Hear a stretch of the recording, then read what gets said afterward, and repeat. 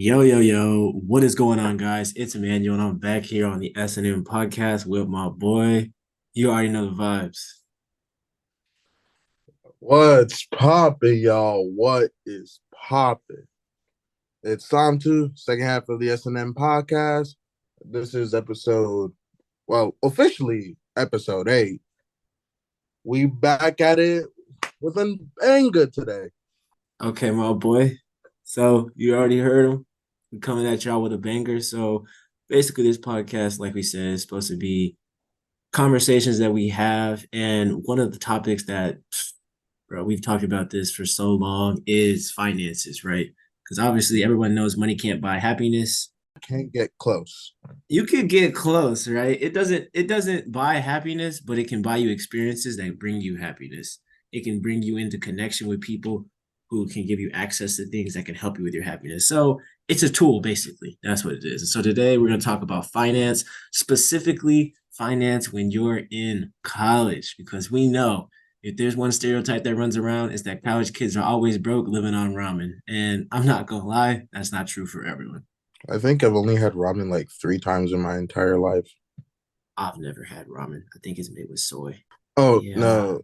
The only reason why I had ramen was because it was like during the winter and I Uh-huh. just needed something quick to eat. Because I Okay. was working my full 8-hour day on campus. So I just needed something quick to eat. So I was like, let me just go get some ramen, come back and eat. I feel you type vibes. So I mean, don't get me wrong. We're not knocking ramen. We're just saying Oh yeah, you shouldn't ramen. depend on it. Yeah, ramen is good. Like it recently I went out with some friends. We went out to go eat. It was me, my friend that moved out of Oshkosh, Charlotte, and I helped him move. It was my other friend who I used to work with Uh-huh. in IT, his roommate, another friend of his, and then 2 other girls that came with us. Okay. So we all went out to eat, and one of the things that I ordered was ramen. That shit was expensive. Wait, you could buy ramen outside of like the Walmart Okay, packages?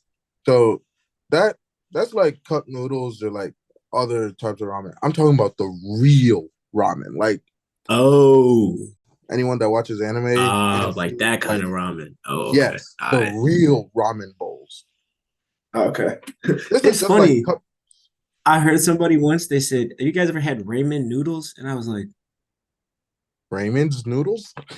I could definitely see how you might be able to break that word down like that. Never heard ramen, but ramen. That was a new one. I hadn't heard that one. I was like, I think it's ramen noodles.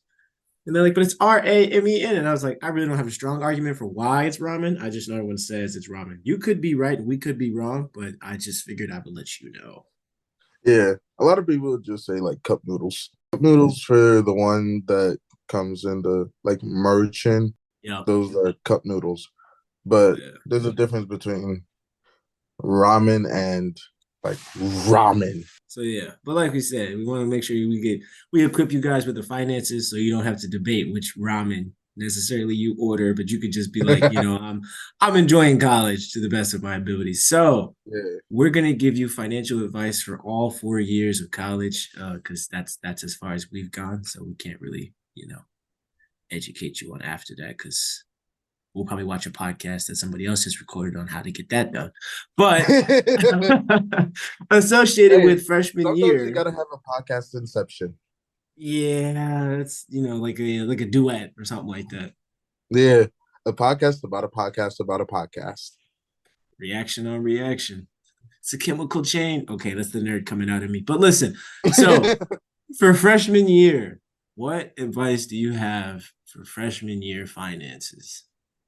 For freshman year finances. Oh, and the caveat is that we're excluding help from mom and dad. So like calling them up like, yo, mom, Yeah, can I get where you guys are adults in college, you guys are 18, you're old enough to go to gotta jail, you're old enough to make your own bread. damn. That's homework. I went a little dark, I'm not gonna lie, but I mean it's facts though.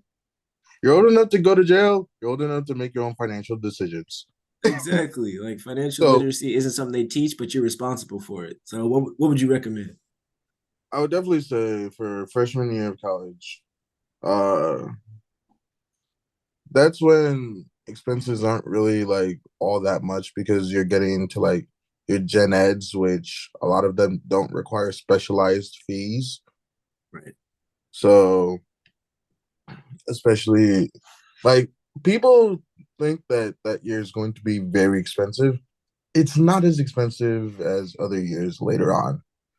Okay. Um, Definitely see if you can get an on-campus job within the first like month or so of you being on campus. Build that network. Go to whatever campus banking facility you have, because most campuses they do have a banking facility on their campus, which makes life a whole lot easier. Right.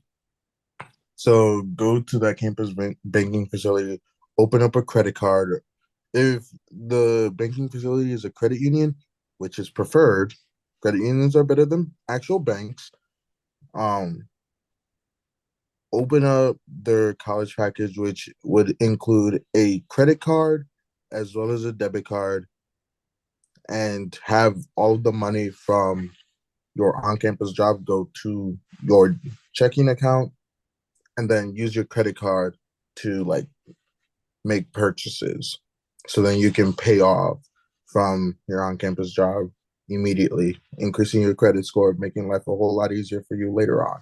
That's a great strategy. And that's big associated with building credit because you guys are going to want to be able to build credit because let's say you pull out a student loan and for whatever the reason it's a high interest rate. If you want to get a loan at a bank that's at a lower interest rate, you have to be approved for that. And they can only approve you with a credit score. A credit score is like your resume it's like having your ID if you were going to a club.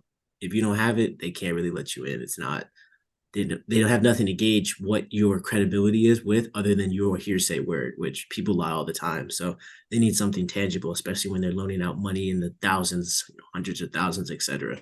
Those are great points that Santu made associated with, like you said, that first couple months. Get acclimated to school, try to figure out what you can do associated with an on-campus job, try to get that credit card system established so that way it's really on autopilot and you don't have to worry about overdraft fees and then honestly, the only thing I would add for freshman year is you're going to meet a lot of new people and they're going to want to go here and they're going to want to do this and they're going to want to do that. The biggest thing as a freshman that you have to learn is the art of saying no. I was just about, if you weren't going to say that, I was like, one more thing that I forgot to add, say no sometimes. Because freshman year everybody has the same number of friends day one as a freshman, zero. Y'all don't know each other from Adam. Like you just met these people. Some of you have lived in the same city your whole life, but for the most part, you guys have no idea who's next to you, who's your roommate, unless you met him at like a summit. You'd be like, oh, or the rare chance you and your best friend happen to go to the same school.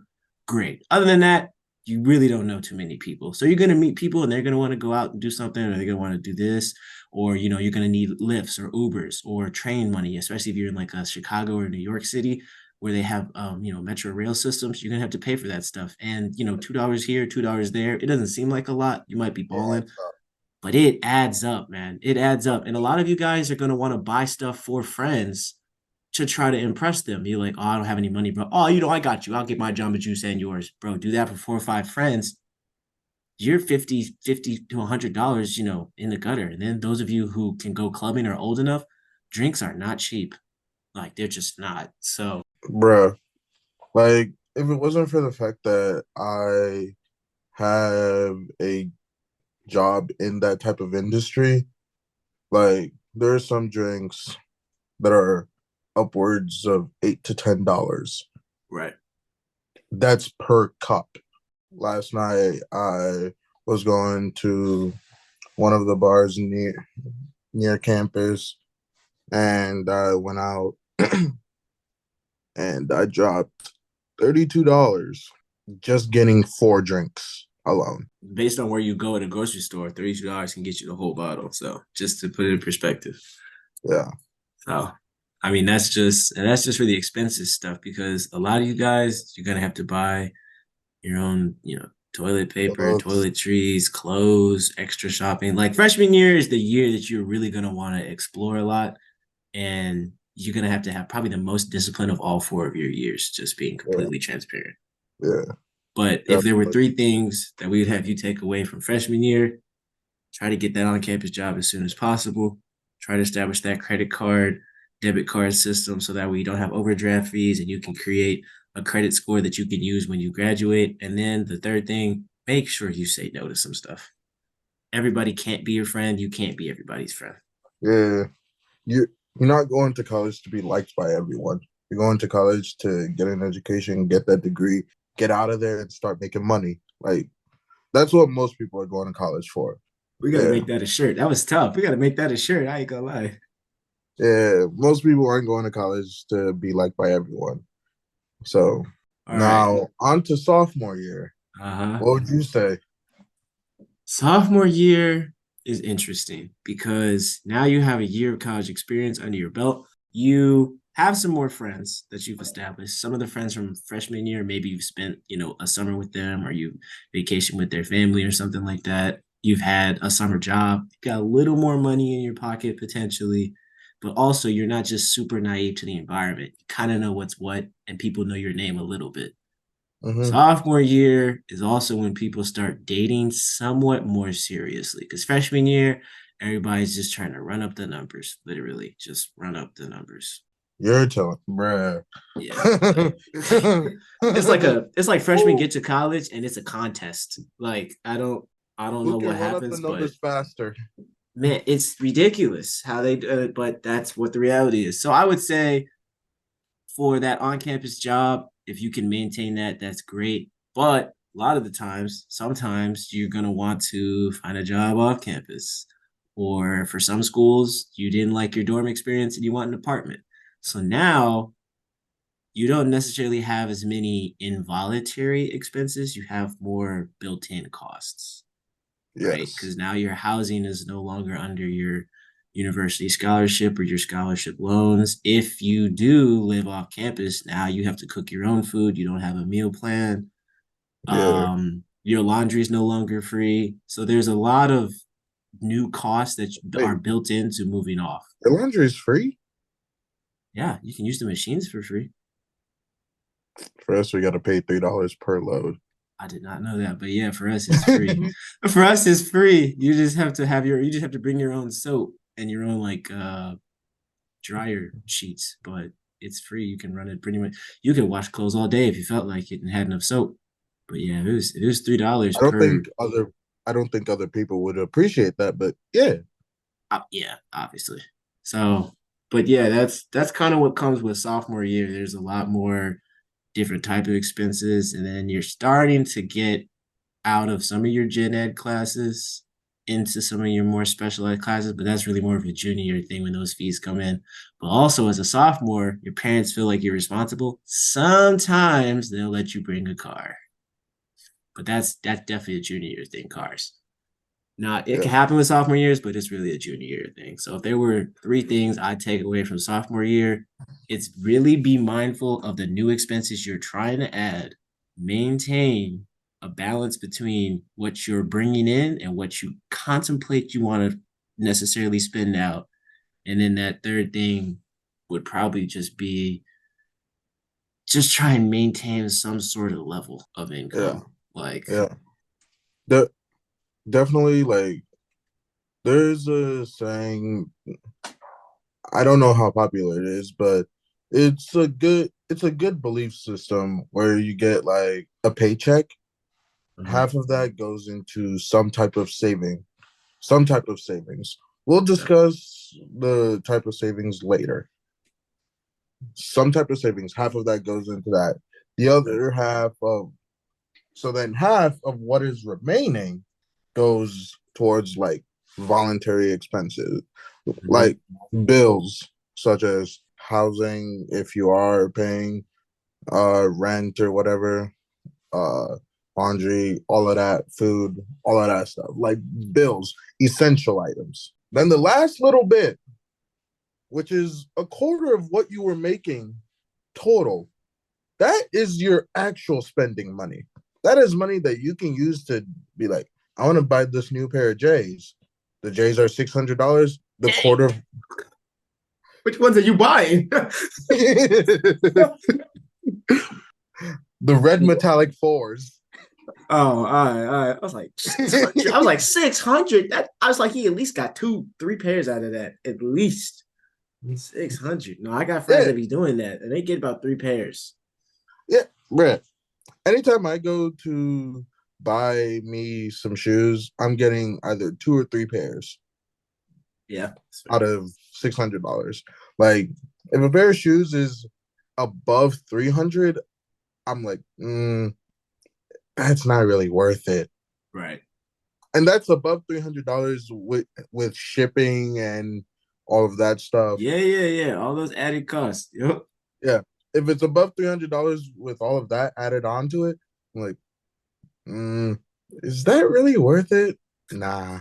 You'd be like that meme. You'd be, get somebody else to do it.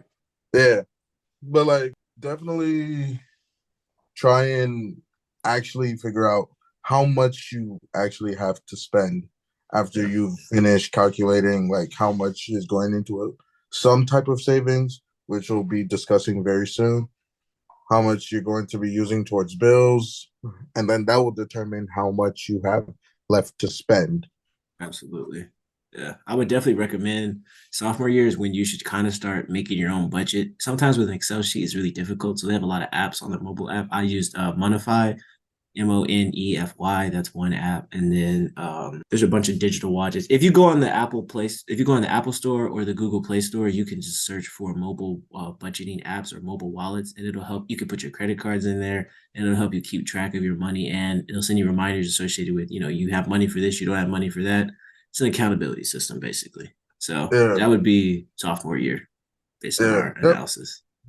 definitely play it for sophomore year. Play it smart. Get some type of accountability if you don't already have it. Find one Absolutely. immediately. If you do end up keeping the on-campus job, that's great because a lot of schools tend to give like raises per Yeah. year Yep. of you having the on-campus job. So it's try and stay in that job as long as possible. It allows you to build the reference a lot faster. It allows you to build those connections, network. No matter what situation you're in, network. Absolutely. So that would be sophomore year. Now, I'm going to lump junior and senior year into the same boat because the strategy is the same. There's just more pressure on senior year than junior year. Yes. And that's this. So, junior year, I don't know what happens between the summer and the start of school, but everybody's like, I gotta get off campus. I need my own apartment. I need my own space. I need my own like the I want to be an adult fever. It hits everybody. It's crazy. The infection rate is insane. But everybody tries to get an apartment. And here's where if you took a student loan out, you got to start thinking about how you're going to pay it off because the minute they hand you that diploma, they're going to reactivate that loan and that interest. So No, that first payment is going to be due. it takes 6 months. It's either 6 months or 6 weeks after Yeah. But you, either way, after once it's you get stated. that degree, they're going to be looking for you. Yeah, that clock starts. Uh huh. That The clock ferment's starts no ticking. longer a thing. The ferment's no longer a thing. They will be like, you're about 6 months out. You're about 6 weeks out. Let me collect bring my funds. bring me my money. Like that, it's gonna happen. So the strategy changes a little bit now. So you should have is the end of your sophomore year going into junior year. So you should have had an internship this past summer relevant to your major because experience is what's going to help you get a job. If you don't have a job, all of that debt is going to hit you a lot harder. Mm-hmm. But you should have your first internship on campus job, or if you switched and you got an internship extension or another internship that's paid during the school year, you should still be making money of some type. But now you probably want to do a little bit more aggressive saving because I would say based on Santu's, 50, 25, or 50 or 25, 25 breakdown, now you're probably going to want to do something of a 50, 30, 20. 20 being Yeah. your expenses, 50 being your saving, 30 being investment. And by investment, I would really look into trying to invest in some kind of stock They don't have to be large stocks, but some type of stock. But this isn't necessarily to pay off those debts. This is kind of just more in the future, associated Yeah. with building your wealth for retirement or whatever the case may be. But yeah, you're gonna want to start thinking about putting money away for down payment on an apartment when you graduate, a car if you don't have one, and if you do, I'm sure you got a car payment. So like a lot of the expenses that you're gonna start to pick up, they're gonna be fewer but larger. Yes. So it's no Yes. longer, I gotta figure out $50 for dinner. It's my car payment is $200 due at the end of the month. How am I gonna get that done? Mm-hmm. Uh-huh. So, or you're gonna have a specialty class for your major, and it requires a $180 purchase for a code to access the modules.